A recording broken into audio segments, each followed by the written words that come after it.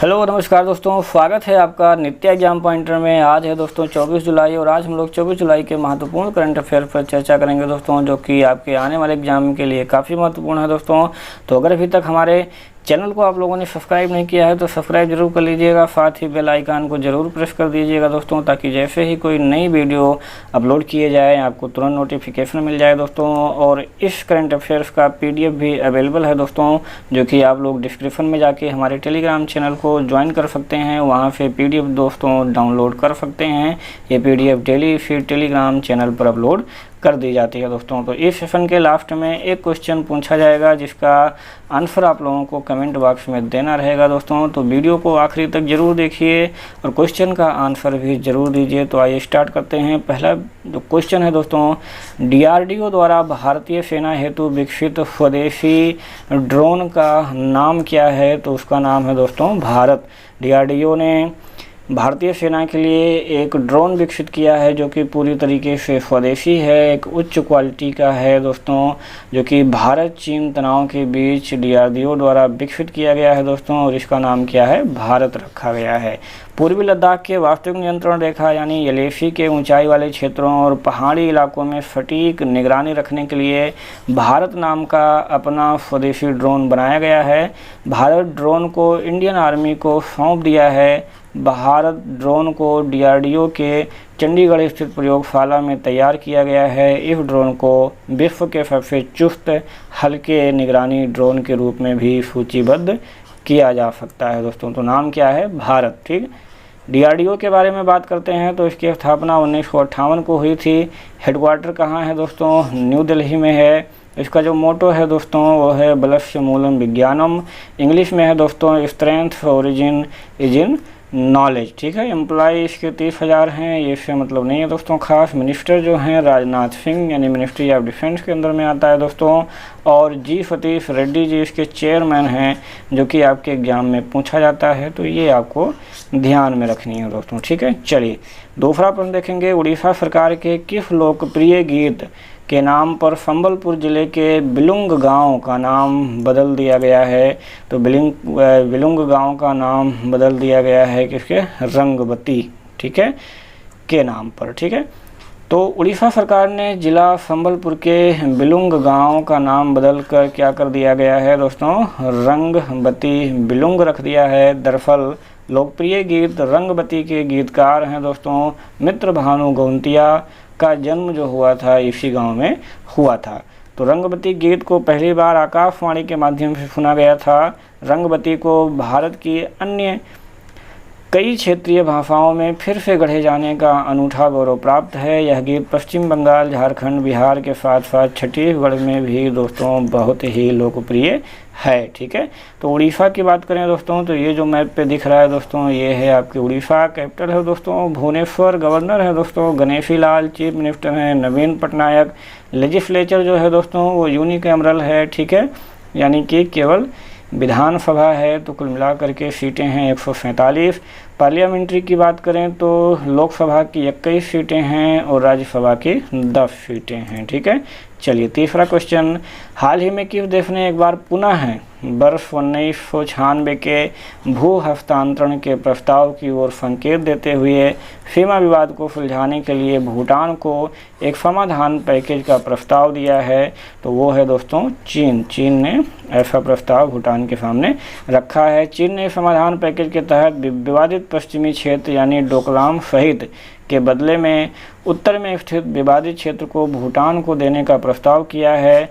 ठीक है। इससे पहले वर्ष 1996 में चीन ने भूटान को पश्चिम में स्थित 269 वर्ग किलोमीटर की चारागाह भूमि के बदले उत्तर में 495 वर्ग किलोमीटर के घाटियों वाले क्षेत्र को बदलने का प्रस्ताव रखा था दोस्तों। ठीक है। तो इससे पहले भी ये प्रस्ताव दे चुका है और फिर से प्रस्ताव रखा है। विशेषज्ञों के अनुसार चीन द्वारा भूटान की सीमा पर किया गया नया दावा भूटान को चीन द्वारा प्रस्तावित सीमा समझौते को मानने पर विवश करने की एक नई रणनीति भी हो सकती है दोस्तों। ठीक है। चलिए यहाँ पे देखते हैं। तो ये है दोस्तों भूटान। ठीक है। भूटान की जो कैपिटल है और जो लार्जेस्ट सिटी है दोस्तों वो दोनों ही क्या है? थिम्पू है। ठीक है। तो यहाँ के जो प्राइम मिनिस्टर हैं वो कौन है दोस्तों? लोटे शेरिंग। ठीक है, ये आपको याद रखने हैं। अगला क्वेश्चन, प्रसिद्ध बॉलीवुड अभिनेता सोनू सूद ने श्रमिकों की मदद के लिए निम्न में से कौन सा ऐप लॉन्च किया है दोस्तों? किसने? सोनू सूद ने। काफ़ी फेमस हुए थे दोस्तों सोनू सूद, जो कि महाराष्ट्र में, मुंबई में जो भी मजदूर फंसे हुए थे उनको जो है बसों की व्यवस्था कर करके उनके राज्य, उनके घर पहुंचा रहे थे, जो कि बहुत ही अच्छा काम था। तो फिल्म अभिनेता सोनू सूद ने प्रवासी मजदूरों को देश भर में विभिन्न क्षेत्रों में रोजगार के अवसर का पता लगाने में मदद करने के लिए प्रवासी रोजगार ऐप शुरू किया है। इस मोबाइल ऐप की मदद से नौकरी ढूंढने से जुड़ी ज़रूरी जानकारी जो है वो आसानी से मिल सकेगी। सोनू सूद मुंबई में लॉकडाउन के दौरान फंसे प्रवासी मजदूरों को उनके गृह नगरों तक पहुंचाने में बहुत बड़ी भूमिका निभा चुके हैं। सोनू सूद ने महाराष्ट्र के शहरों से उत्तर प्रदेश, बिहार और दूसरे राज्यों के प्रवासी मजदूरों को उनके गृह नगरों तक पहुंचाने के लिए खास बसों का इंतजाम किया था दोस्तों। अगला प्रश्न हमारा है, अमेरिका ने किस देश को ह्यूस्टन में अपना वाणिज्यिक दूतावास बंद करने का आदेश दिया है दोस्तों? तो ये बहुत ही गर्म जो है दोस्तों इंटरनेशनल न्यूज़ है, जिसे हॉट इंटरनेशनल न्यूज़ कह सकते हैं। ये अमेरिका और चीन के बीच जो है गर्मा गर्मी लगातार जारी है दोस्तों। तो वो चीन को, ठीक है, किसको? चीन को अपना वाणिज्यिक दूतावास बंद करने का आदेश दिया है। तो चीन ने हाल ही में कहा है कि अमेरिका ने उसे ह्यूस्टन स्थित अपना वाणिज्यिक दूतावास बंद करने का आदेश दिया है। चीन ने इसे अपमानजनक और अनुचित कदम बताया है।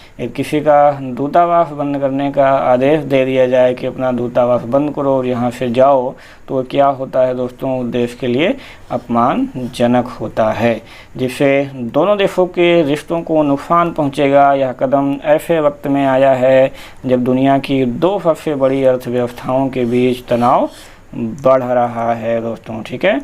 चलिए अमेरिका की बात करें तो यहाँ पर देख रहे होंगे मैप पे दोस्तों, ये पूरा आपका उत्तरी अमेरिका है, यहाँ तक ये पूरा उत्तरी अमेरिका है।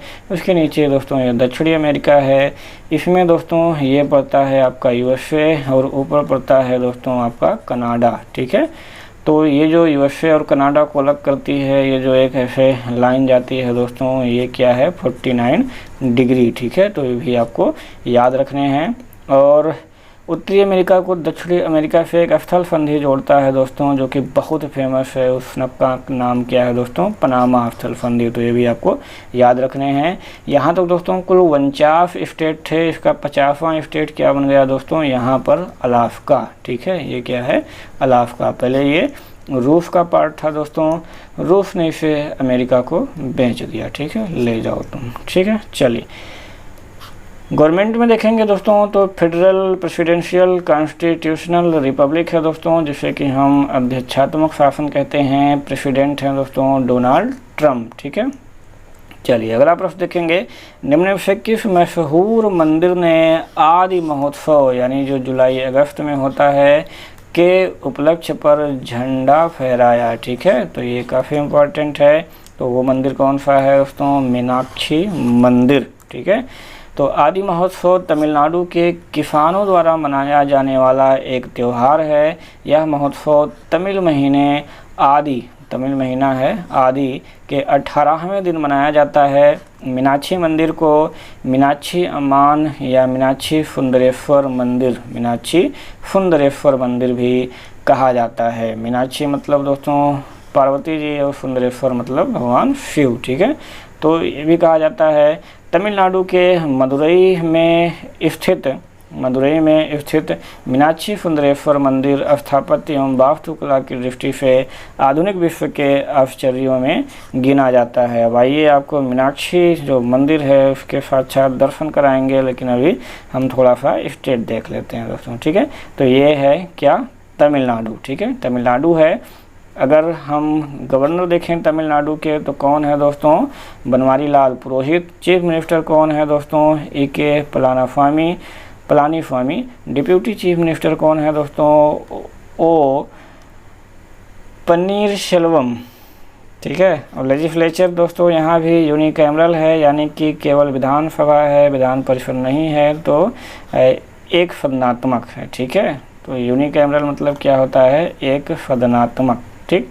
हम जानते हैं कि दो सदनात्मक होता है, तो एक क्या होता है विधानसभा और दूसरा क्या होता है विधान परिषद। ठीक है, तो ये होता है द्विसदनात्मक, जिसे बाईकैमरल कहते हैं।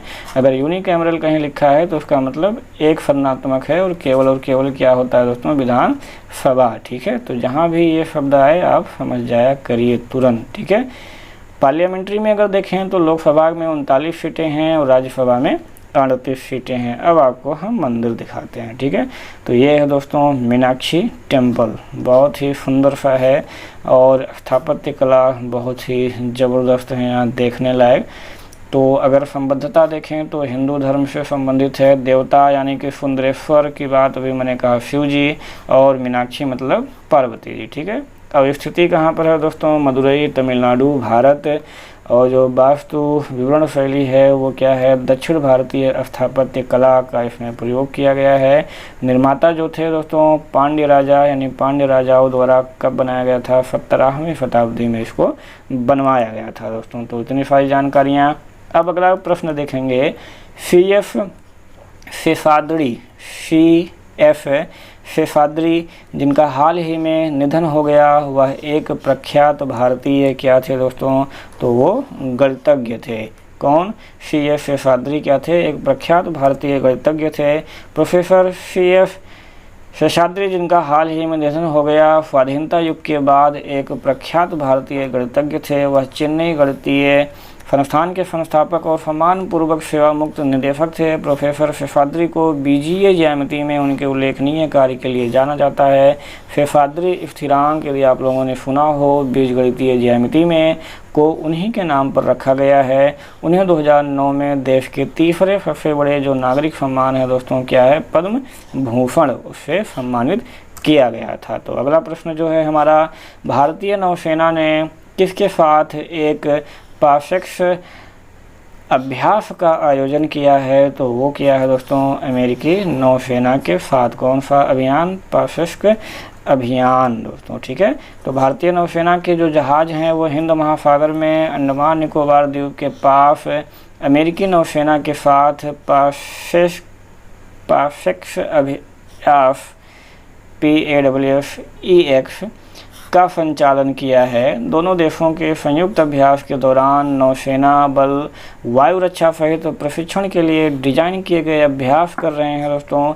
भारतीय नौसेना के 4 अग्रणी युद्धपोतों ने पार्सेक्स अभ्यास में भागीदारी की, जिसमें एक स्टेल्थ कॉर्वेट भी शामिल है, जिसमें दोस्तों कौन कौन से हैं, CG-59 और DDG-104 और DDG-114 भी शामिल थे। ठीक है, बाकी इसके फुल फॉर्म है, आप लोग पढ़ लीजिएगा।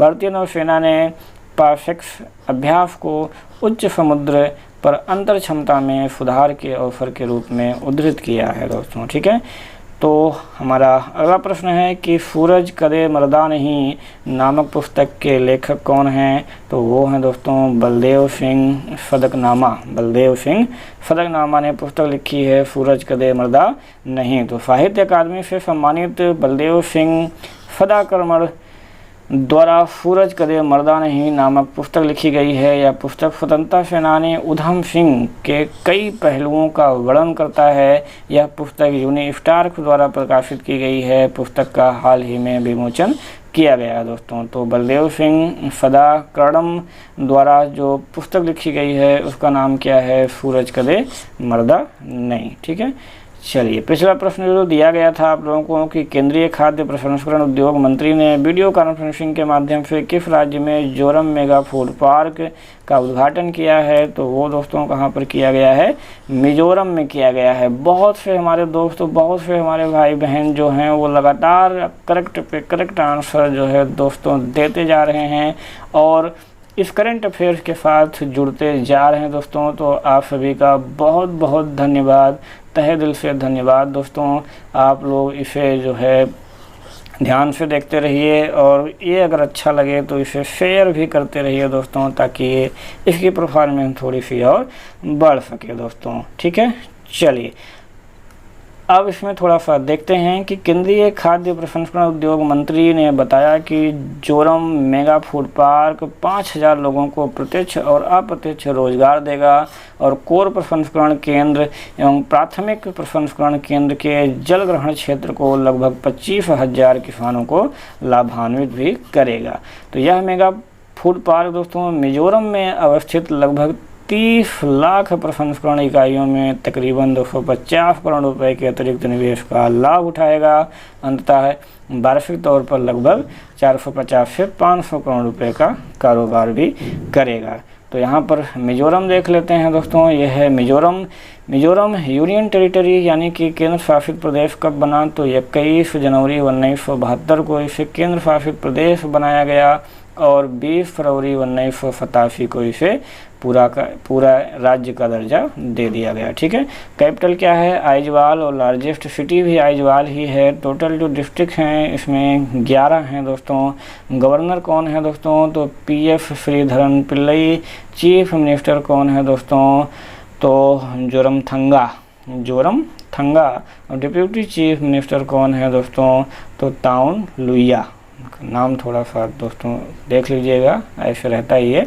लेजिस्लेचर में बात करें तो ये भी यूनिकैमरल है, यानी कि एक सदनीय विधानसभा सीटों की संख्या 40 है। राज्यसभा में 1 सीट और लोकसभा में 1 सीट है दोस्तों। ठीक है, मिजोरम का। तो ये भी आप लोग जानते रहिए।